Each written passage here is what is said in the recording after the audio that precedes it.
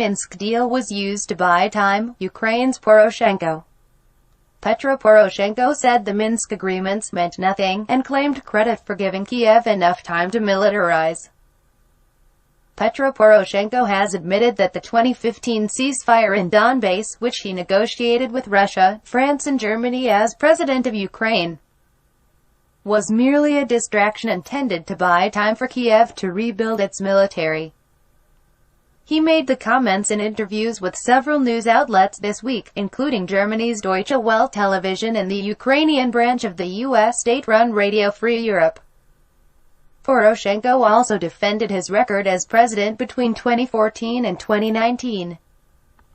"We had achieved everything we wanted," he said of the peace deal. "Our goal was to first stop the threat, or at least to delay the war, to secure 8 years to restore economic growth and create powerful armed forces." He cited Sun Tzu's stratagems as an inspiration for the deception. "Winning a war does not necessarily require winning military engagements," Poroshenko said, calling the deal he made a win for Ukraine in that regard.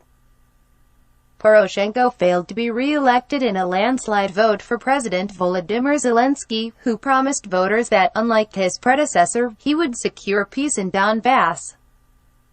In the interviews, Poroshenko spoke about his role in negotiating the Minsk agreements, a roadmap for reconciliation between his government and the Donetsk and Lugansk People's Republics. The former president apparently confirmed that Kiev hadn't come to the talks in good faith, but simply wanted a reprieve after suffering a military defeat.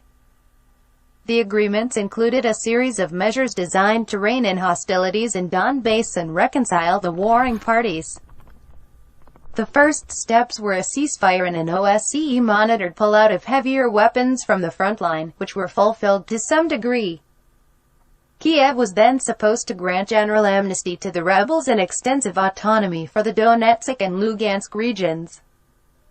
Ukrainian troops were supposed to take control of the rebel-held areas after Kiev granted them representation and otherwise reintegrated them as part of Ukraine.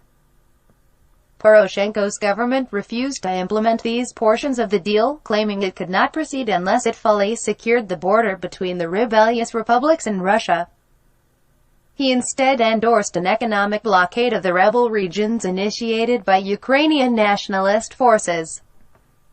Zelensky's presidency gave an initial boost to the peace process, but it stalled again after a series of protests by right-wing radicals, who threatened to dispose of the new Ukrainian president if tried to deliver on his campaign promises. Kiev's failure to implement the roadmap and the continued hostilities with rebels were among the primary reasons that Russia cited when it attacked Ukraine in late February. Days before launching the offensive, Moscow recognized the breakaway Ukrainian republics as sovereign states, offering them security guarantees and demanding that Kiev pull back its troops. Zelensky refused to comply. Read more. Kremlin explains why it doesn't trust Zelensky. Now an opposition MP, Poroshenko, called on Western nations to provide more and heavier weapons for Kiev so that Ukrainian soldiers can do the West's job and defend Europe from Russia. He also called for more anti-Russia sanctions and for his country to join the EU and NATO as soon as possible. Poroshenko claimed that Russian President Vladimir Putin was the one who broke the Minsk agreements. He claimed credit for Ukraine not falling into Russia's hands within a matter of days, which was the prediction of some Western officials. The country stood up to the attack thanks to military reforms that his government implemented, the former president claimed. Moscow never gave a timeline for its military operation in Ukraine, stating only that it has proceeded as intended. The Ukrainian official also called for the deputinization of Europe, his own country and Russia itself. He said this meant curbing Russian influence in other nations and toppling Putin. It is the only way to save the world from an existential threat that Poroshenko claimed the Russian leader poses.